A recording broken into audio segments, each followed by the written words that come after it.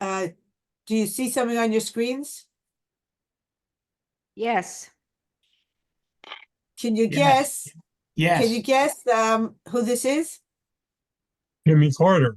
Yeah. The peanut president. Yes. And can you guess why we're starting with him? It's related to the Ten Commandments that Yes. we read in Parshat Yitro. He said he lusted in his heart. Exactly, yes. So he coveted his neighbor's wife or Right. woman. So, and where he actually, it was written in, he was interviewed by a magazine in 1976. He was interviewed by none other than Playboy magazine. And he said something, what more or less what you said, Gary. And then it created a storm, actually some in favor of him and some against him. And then in the debate with Gerald Ford, because they were running for election, he apologized. So this is a short video clip of him apologizing. He has a very strong Southern accent. So let's listen. I agreed to give the interview to Playboy. Other people have done it who are notable. Governor Jerry Brown, Walter Cronkite, Albert Schweitzer, Mr. Ford's own Secretary of Treasury, Mr. Simon, William Buckley, many other people. But they weren't running for president. And in retrospect, from hindsight, I would not have given that interview had I to do it over again. If I should ever decide in the future to discuss my deep Christian beliefs and condemnation and sinfulness, I'll use another forum besides Playboy. Were you able to understand that? First he said, other people have given interviews with Playboy, Walter Cronkite, and a whole bunch of other respectable people. But in the future, he said, or could hear it again. In the future, he wouldn't. Agreed to give the interview to Playboy. Other people have done it who are notable. Governor Jerry Brown, Walter Cronkite, Albert Schweitzer, Mr. Ford's own Secretary of Treasury, Mr. Simon, William Buckley, many other people. But they weren't running for president. And in retrospect, from hindsight, I would not have given that interview had I to do it over again. If I should ever decide in the future to discuss my deep Christian beliefs and condemnation and sinfulness, I'll use another forum besides Playboy. Yeah, so in the future, he won't discuss his deep Christian beliefs. He'll find some other forum, not Playboy. So that's brings us to the topic, which is thou shalt not covet. Now I want to go to my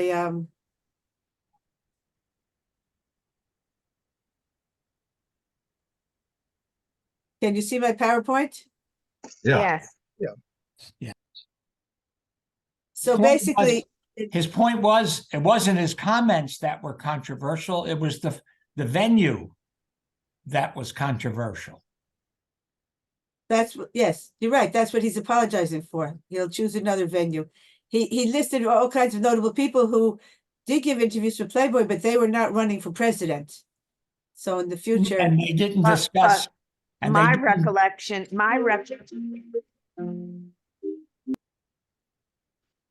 your recollection, Natalie? Oh, you muted yourself, Natalie. Natalie, you're muted. My recollection is that there was a very big firestorm because he talked about lusting in his heart. And whether it was Playboy or not, that's what stuck. You're right. You're right. He's in this debate. He apologized for the venue, but Yeah. you're right. The storm was also or mainly because of what he said. I have the exact quote at the end of the presentation. So, okay, what is the last of the Ten Commandments? That's Lo tachmod. yeah. Mhm. How do I advance it, Shemai? But on your computer, did you advance it? Yeah, we see it now. We see something, Okay, now LLX, the Septuagint, Philo, right. right? Yeah, okay. Right, this is a chart that I found. Not everyone has the same numbering that we do. Here you've got the Targum HaShiv'im, the Septuagint, that's Jewish, the Jewish 70 Jewish rabbis. P is Philo. The next column is Reformed Christian. T is the Jewish Talmud. That's the numbering that we use. S is the Samaritans, Augustine, the Catholics, and the Lutherans. And you see that everybody considers thou shalt not covet as the 10th, except for the Samaritans. They consider it the 9th. And others have a little bit different way to count, but almost all of them see, some of them divide it up into two parts. Thou shalt not covet, thou shalt not desire thy neighbor's house, etc. They count it differently. And Because the reason that I think in the verse, there's twice, lo tachmod, right? It says it twice. right. Yes. And in Deuteronomy, it says once covet and once desire. So and the main reason that the numbering is different because not everybody considers Anochi Hashem, I'm the Lord thy God, who's taken you out of the land of Egypt. We consider that we're the T, Talmud. We consider that I'm the Lord thy God. Only we and the Catholics considered I'm the Lord thy God as the first commandment. The others don't. So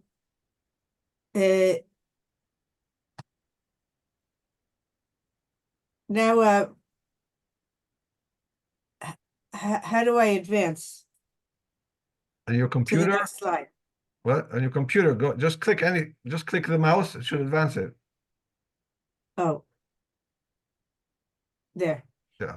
Now, here you see, for example, this is a courthouse in Levy County, Florida.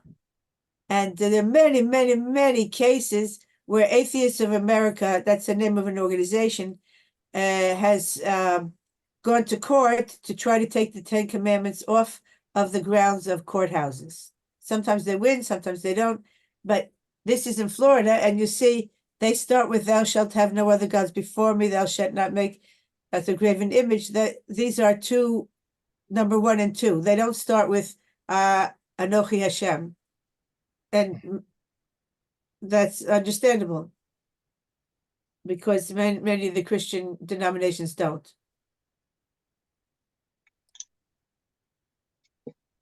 Now, what other mitzvot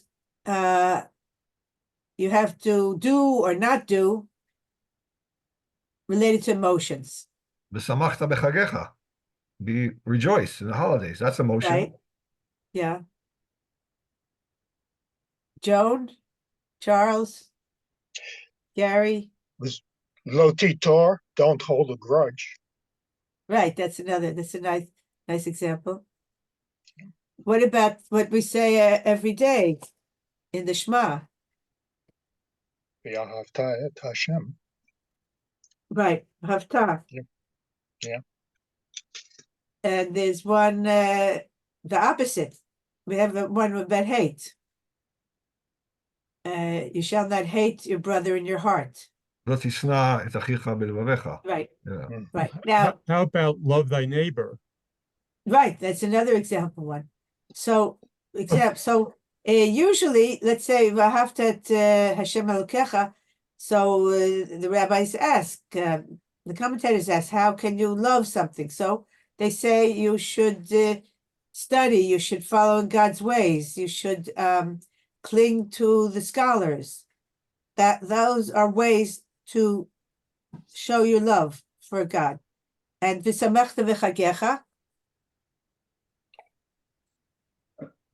be joyous. So that's the rabbis or Maimonides, for example, he concretizes it by saying to be joyous.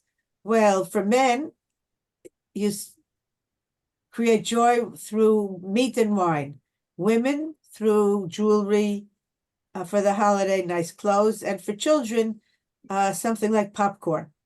So there is a tendency to try to concretize these mitzvot of feelings.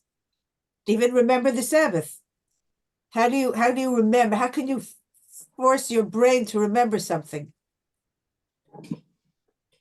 Or even lo tishkach, that last week we had Amalek, not to forget. So to remember the Sabbath, one way is during the week to set aside some specially delicious food for the Sabbath. So you're remembering it forward. You're already thinking about it in a concrete way by putting some special foods aside for the Sabbath during the week. Shira, I would quibble that the last two aren't feelings, they're actions. The first three, I definitely, I'm on board with, but you can, for example, honor your father and your mother by your actions, by what you do. You don't have to like them. You don't have to love them. You still can honor them. It's not an emotion. You're doing something. Right. So okay, you're right about that. But then what do you do to show the honor? You stand up when they come in, Right. you take care of them. I know of a case just this week where the young woman, she's not that young anymore, had a horrible relationship with her mother, but now the mother is older and ill, and the young woman's taking care of her. The feelings, the bad feelings are still there, but she's honoring the mother. That's a very good point. I accept this comment. This yes, you're right. Right, for example, you don't sit in the chair of your parent. That's true. You have to bring them food, even from your own. It's a question from your own savings. You have to take care of them, or take care of them from their savings. That's a question that the rabbis discuss. But you're right; it has to be concrete. You honor them even after they pass away by the yard site. Yeah. Is a way to honor them. So there are actions, right? I agree with you. At Shabbat, of course, we have multitude of ways to shmor v'zachor, to remember. So you're right. It's maybe I should have two categories. There's also there are emotions, and then there's mitzvot of speech, but speech is already action. So of the ones of emotion, you're right. Love and hate are among them. Now, let's take a look at what we have today, or the Shabbat, in Shmot. You see that, I'll read it in English. Thou shalt not covet thy neighbor's house. Thou shalt not covet thy neighbor's wife, nor his manservant, nor his maidservant, nor his ox, nor his ass, nor anything that is thy neighbor's. So, where there are many questions, and we're only going to deal with one, maybe two of the questions of the problems here. First of all, question, why twice it says not thou shalt not covet? Why not have thou shalt not covet? And now 1, 2, 3, 4, 5, 6, 7. So that's one issue. We're not going to go into that. The question why twice not covet, but what is actually more interesting is when the Ten Commandments are repeated in Dvarim, we don't have twice thou shalt neither shalt thou covet. Here you have covet, and here you have desire. In Hebrew, can you see the Hebrew? Lo tachmod, Yes. and Yeah. then lo titaveh. You shall not desire. So this is an interesting question. What is the difference between coveting and desiring something? By the way, here the first thing is the neighbor's wife. Next, Flip the order, right? They flipped the order. yeah.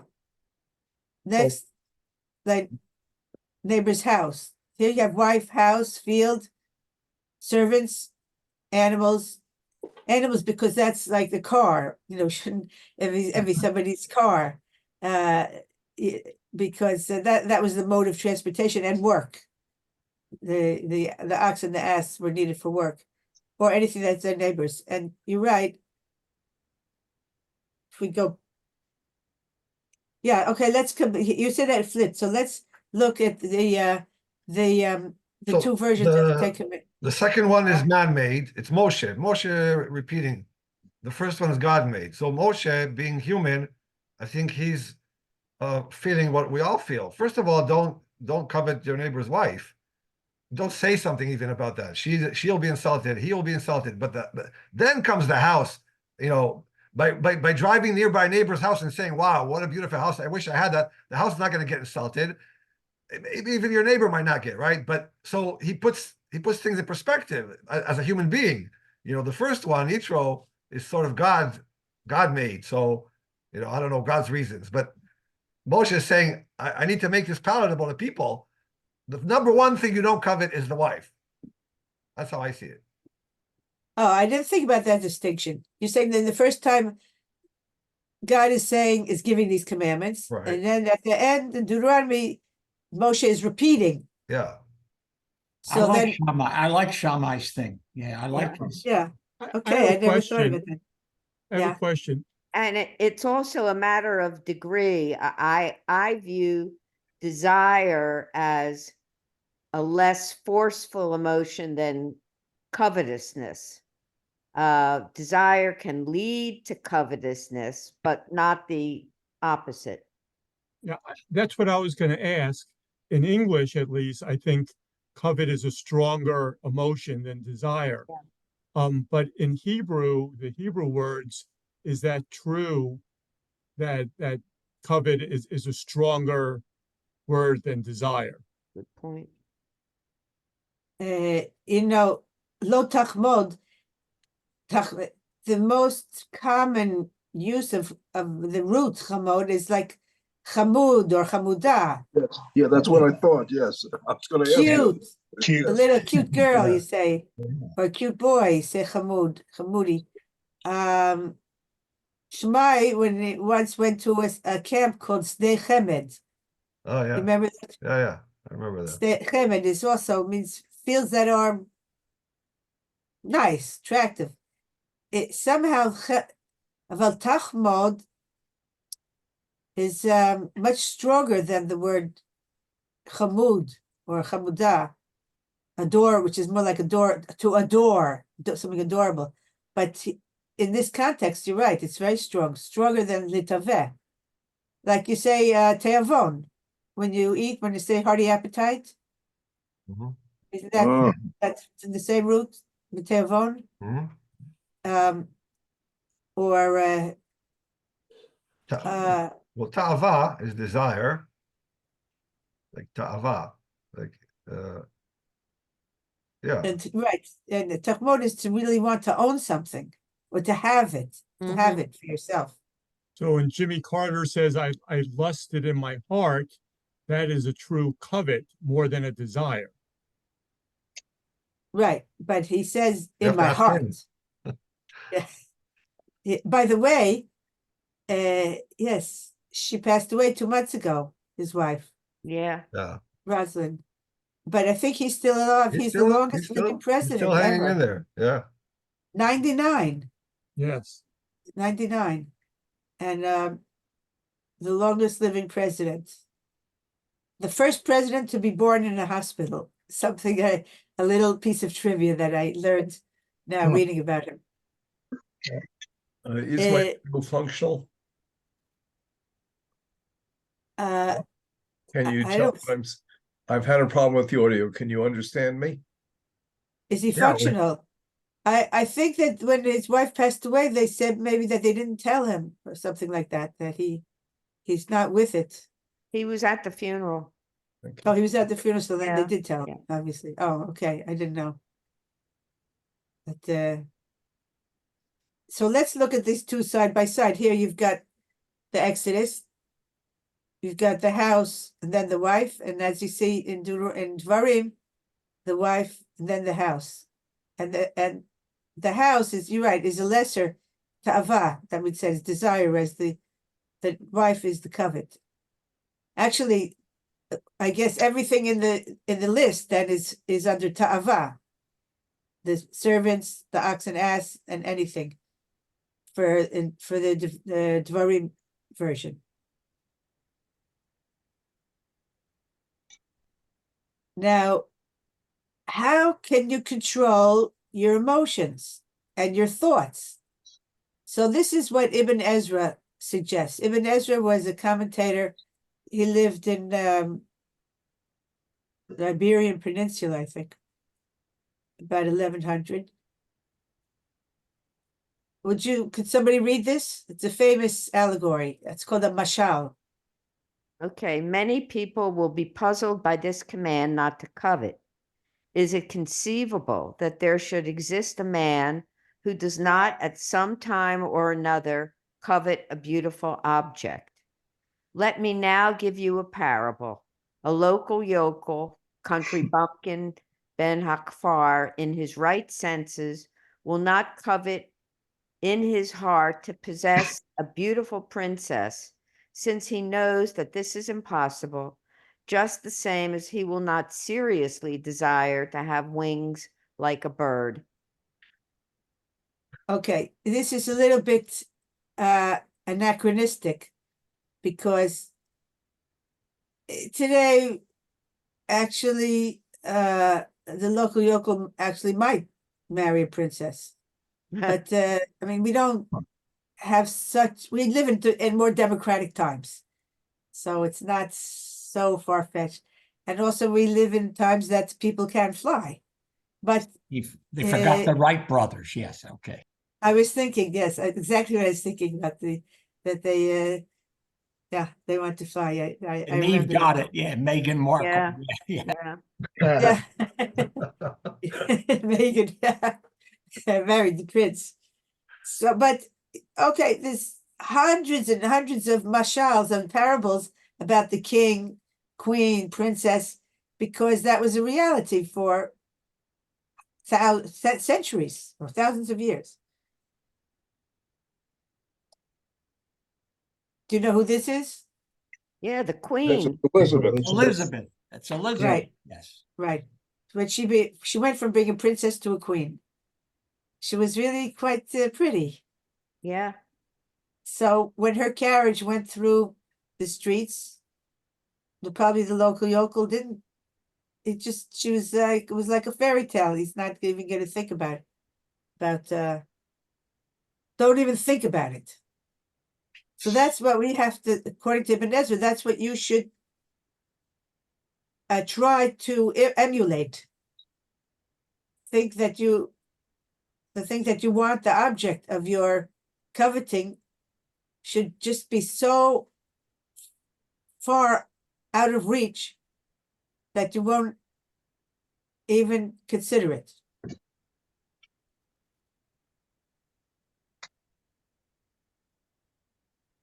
Can you continue, Natalie? Okay. For this reason, the thinking person will neither desire to nor covet. Since he knows that the Almighty has forbidden him his neighbor's wife, such a course of action will be even further from his mind than from that of the local yokel in regard to the princess. He will therefore rejoice in his portion and not turn his attention to coveting and desiring things not belonging to him. Knowing that the Almighty does not wish to give it to him, he will realize that he cannot take it by force or through his designs. So I think Ibn Ezra makes himself clear, and here we have another local yokel and another princess. So there's a flip side, there's a flip side to that. And that is that thinking, not necessarily in Judaism, but in other religions, was used to reinforce class distinctions. That, be happy with your lot, Mr. Peasant. Don't envy, the grocer, and Mr. Grocer, don't envy the Duke. You have a point.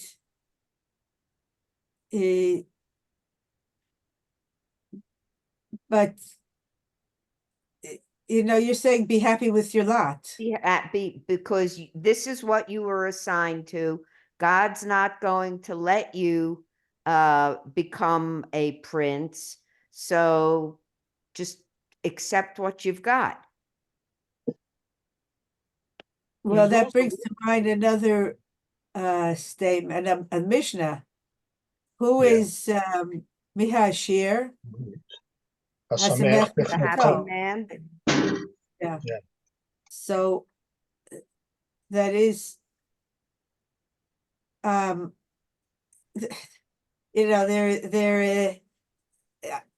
you're saying is right. It could reinforce, you're right, reinforce its status, but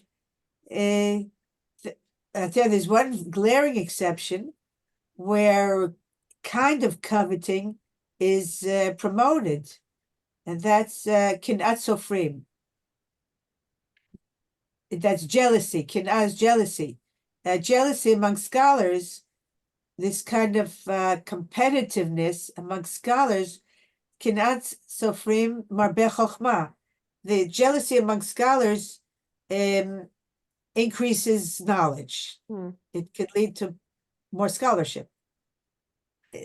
I guess there must be a happy medium in between Yeah. being a stick in the mud and not moving out of your station in life and wanting to achieve desirable things. So thank you, Natalie, for pointing out that the flip side or the negative side But of this whole idea kind of bothers me because as human beings, we desire to better ourselves. We desire to invent things. We desire to move up in the world. And isn't that, a form of coveting? Are we expected, if we're born into a poor family, that we just say, okay, I'm going to be poor for my entire life? I don't wish or desire to make good in life. I don't want to do better than my father. I think, Gary, that you're looking at this from a Western perspective, but I think millions of people around the world would agree with this, that they should that they were born poor and that they're going to die poor, and this is their lot in life, and they should accept it.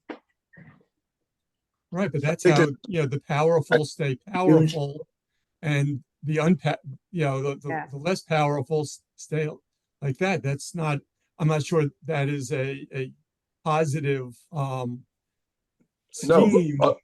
No, but what I'm saying is, I think that's the difference between an Eastern outlook and a Western outlook. It is. I agree. This question of which is better. Okay. No, I'm focusing on the phrase desiring things not belonging to him. So I can say in the present tense, something doesn't belong to me, but as pointed by the others, maybe through growth, I can earn those things, whether they're physical or, as one of you mentioned, intellectual. So that I can earn things that don't belong to me today. I can develop ideas that don't exist today and earn recognition for those.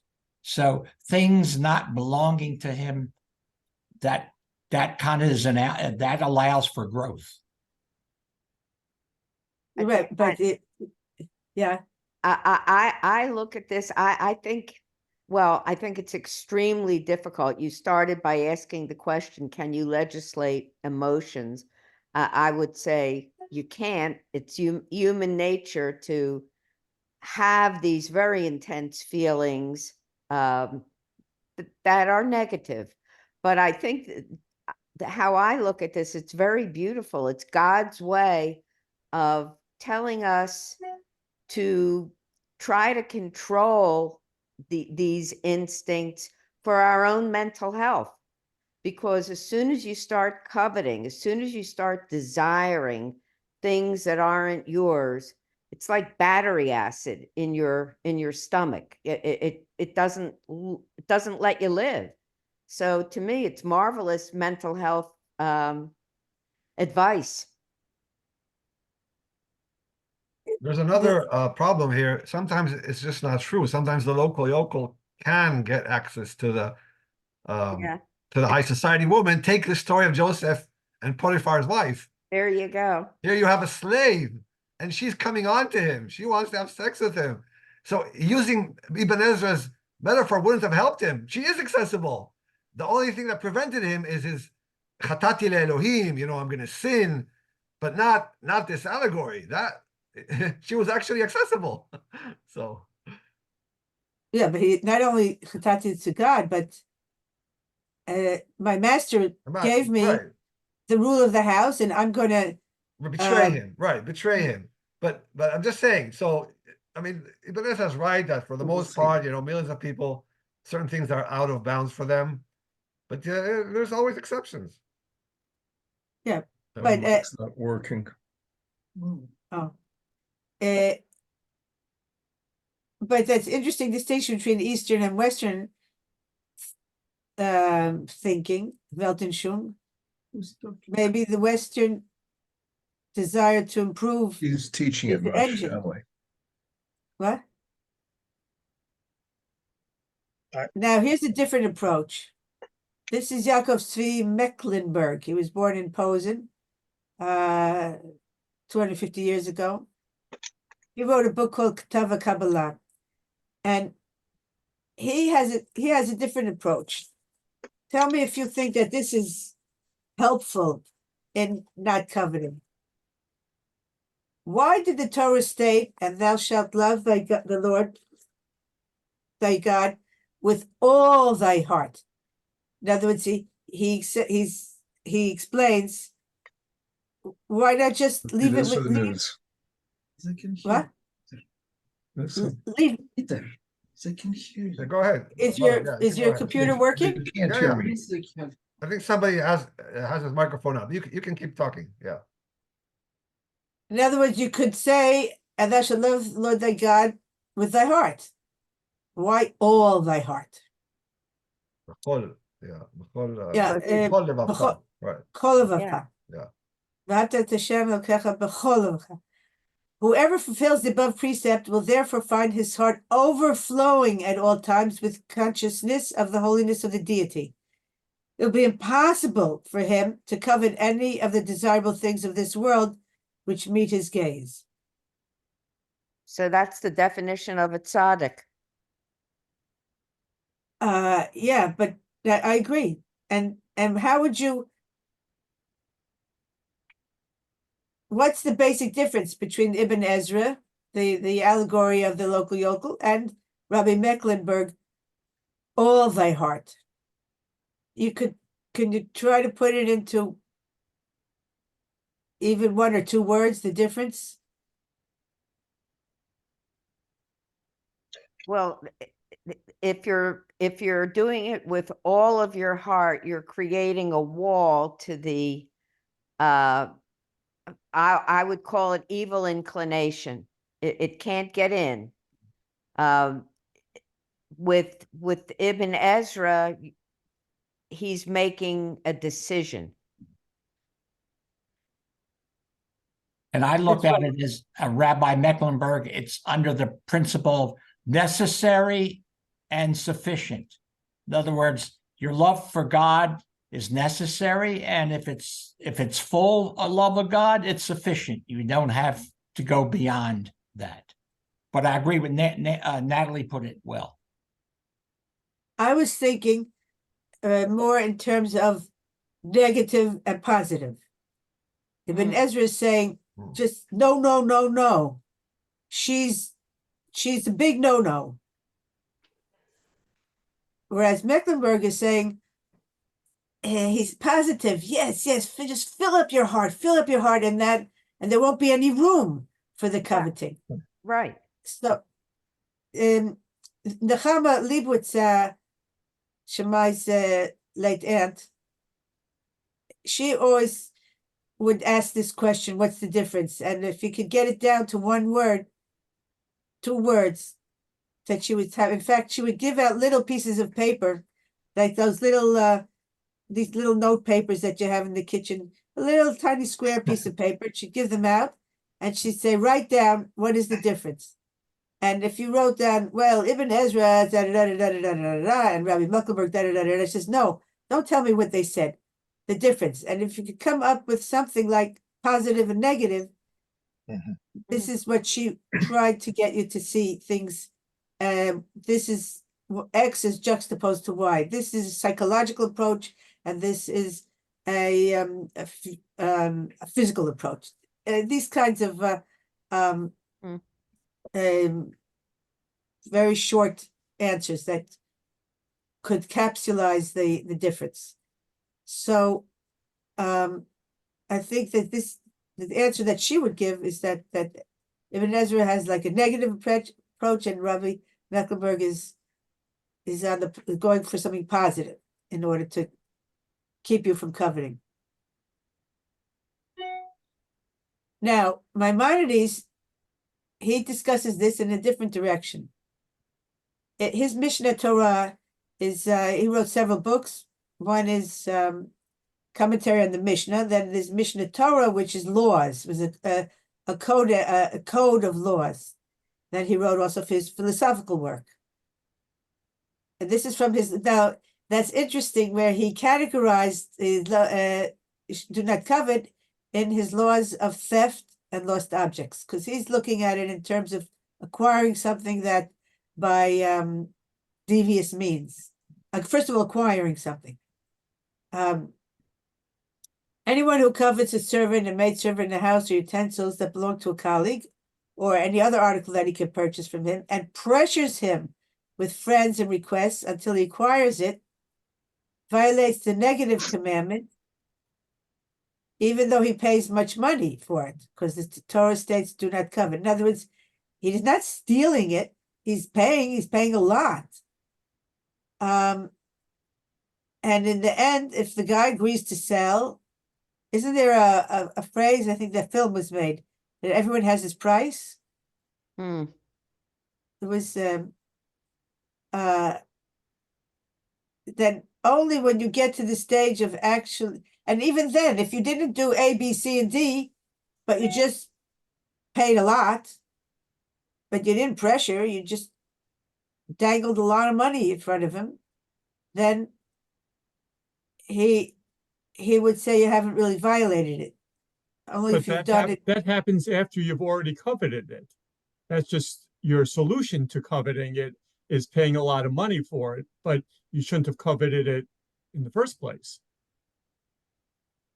You shouldn't, right? But is it on the level of that you get punished? In other words, for violating mitzvot in thousands of years ago, you got makot. You would get real physical punishment from the Beit Din, or from I guess the Beit Din would administer it. But if you violate a prohibition,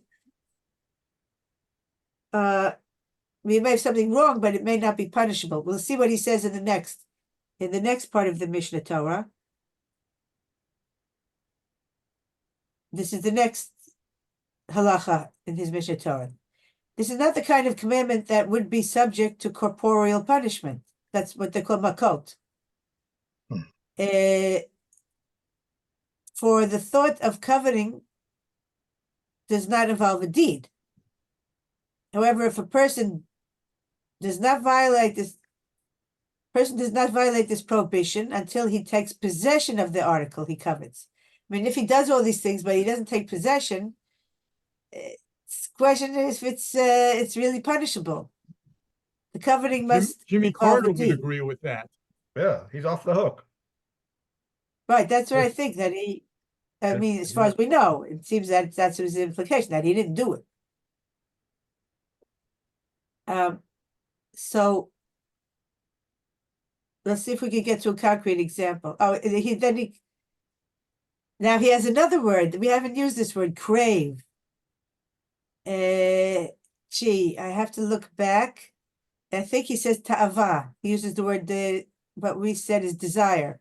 Anyone craving a home, a wife, utensil, or anything belonging to another, from the time he thinks in his heart, how is it possible to acquire this from him? His heart is aroused by this matter. He has violated the prohibition, as the Torah states, do not crave. That's the translation that whoever translated this Rambam, used the word crave. We were saying, I looked it up in a few translations, they always said desire for the ta'ava. That's from the Deuteronomy, from Dvarim. Because we had lachmod twice. And in Deuteronomy, we had once lachmod, to covet, and once ta'ava, to crave. Craving is only within the human heart. In other words, can you be punished for something that's in your heart or in your mind? It seems not. Now, another way to control your thoughts, in other words, there's, in addition to the two that we studied until now, Ibn Ezra, just that it's a big no-no, and Mecklenburg, Rabbi Mecklenburg, that it just fill up your heart and your mind with love of God. That's too abstract for me. I like the instructions that they give to the counselors in camp, in these co-ed camps. This is Camp Morashah. Shemai went there 1 year, 1 or 2 years. You got to keep the campers busy, sports, drama, plays, davening, study. Just keep them so busy that the problematic thoughts, cravings, desires, coveting will not there won't be time for them to enter their minds. So that's another way to deal with this problem. Well, that's the theory anyway. Yeah. Yeah, right. Yeah. I think there's a few other rules too, about sleeping arrangements and, the other Right. Yes. Separate bunks and bunks. Yes, right. or have separate camps altogether. That's another Mhm. solution. So put the girls in one side of the Catskills and the boys on the other side of the Catskills. And Yeah. did it work, Shemai, when you were in Morashah? So my area was just a boys' camp, unfortunately. So Oh, you were. Oh, yeah, but I mean, a lot of Jewish couples were, found each other through camps. So you don't want to go overboard in the separation and all that, because That's true. yeah. That's true. Now, this is an example I heard today. I listened to several lectures and on YouTube that I found on with concrete examples. This was an example that Rabbi Asher Weiss he gave. He said, if so, I'm applying it here to Silver Spring. Although it seems that your synagogue is in a little different city, according to the address. But in any case, if you're in Silver Spring and you decide you want to buy a house near the shul is that red balloon here. So you go to the street nearest the shul. I think there's one here on Norley Drive. Then you could walk. Here you could walk. Don't have to cross any streets. You just go to the shul. It looks to me like it'll be a 5-minute walk. So you go to Norley Drive and you just knock on a random door. You're interested in selling your house. And the balabayit, the balabus, or the balabusta says, no, not interested. Well, you know what? I'd be interested for $10 million. And the guy says, no, it's I mean, I don't know how much houses are worth on Norley, but I don't think they're worth $10 million. Next week he comes again and he says, look, did you think it over? I'm still interested in buying right on your street. And the guy says, let's say his house is worth $200,000. So he says, all right, forget about the 10 million. I'll ask $500,000. Well, that's 2.5 times the worth of the house. But the next week the guy comes and he says, you know what? Okay, I'll go down to $300,000. And the guy said, he says, let me talk it over with my wife. And then he talks it over, and a few days later, he said, the wife says, you know what? Why don't we actually, we'll never get such an offer. The biggest offer we'll ever get for our house is 150. And here he's offering $300,000. Evidently, he needs it badly. And you know what? We will sell it and we can put the money in the bank, buy a small house near our grandchildren, and still have money in the bank to live on and travel. Yeah, maybe it's a good idea, but who knows if such an opportunity will come again. So they call the guy and they say, you know what? Okay, 300,000 is a deal. He buys it. Now, has he violated thou shalt not covet? According to Rambam's rules, that you're not supposed to harass somebody. Do you think what he did is okay or not? I think it was business. He didn't put undue pressure on the seller. He didn't, there were no threats. It was just business. That's So exactly what Rabbi Asher Weiss says. Exactly. Tell your son probably has heard the name Rav Asher Weiss. So exactly, you think like Rabbi Asher Weiss. He said, this is, that's business. If he had sent friends, he sent some friends or knew the guy's friend, the owners, and said, tell him that there's going to be a crash, and they tell him that price is going to crash and he better sell now. That'd be sending his friends and bothering him, and that would be devious. But just normal give and take, that's okay, according to Rav Asher Weiss. So Natalie, good for you. You you say in Hebrew, kivanta legdolim. You think Thank like you. a rabbi. Okay, so that's all for tonight. I think we went over time, and this is Roslyn That's Roslyn. Carter. May she rest in peace. Yeah. Yes. Yeah. And what he actually said was this: I've looked on a lot of women with lust. I've committed adultery in my mind many times. And I think that we also said that he's off the hook. He didn't violate thou shalt not covet, lo tachmod. Okay. Thank you. That was Thank you wonderful. very All right. much. Thank you. Yasher Okay. Koach, Yasher All right.